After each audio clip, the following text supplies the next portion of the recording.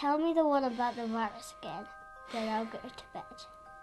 But my boy, you're growing weary, sleepy thoughts about your head. Please, that one's my favourite. I promise just once more. Okay, snuggle down, my boy, though I know you know full well. The story starts before then, in a world I once would dwell. It was a world of waste and wonder, of poverty and plenty, back before we understood why hindsight's 2020. You see, the people came up with companies to trade across all lands, but they swelled and got much bigger than we ever could have planned. We'd always had our wants, but now it got so quick.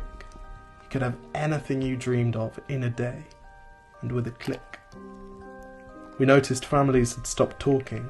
That's not to say they never spoke, but the meaning must have melted, and the work-life balance broke.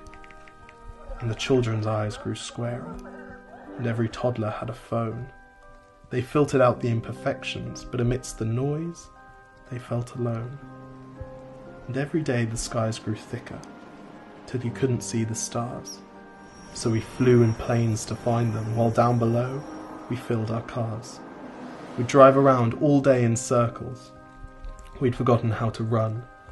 We swapped the grass for tarmac, shrunk the parks till there were none.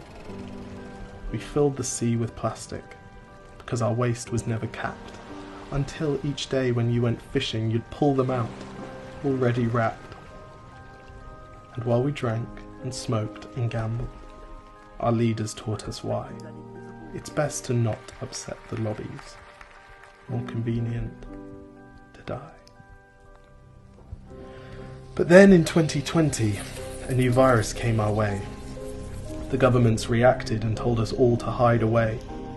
But while we all were hidden, amidst the fear and all the while, the people dusted off their instincts. They remembered how to smile. They started clapping to say thank you and calling up their mums. And while the car keys gathered dust, they would look forward to their runs. And with the skies less full of voyagers, the earth began to breathe, and the beaches bore new wildlife that scuttled off into the seas.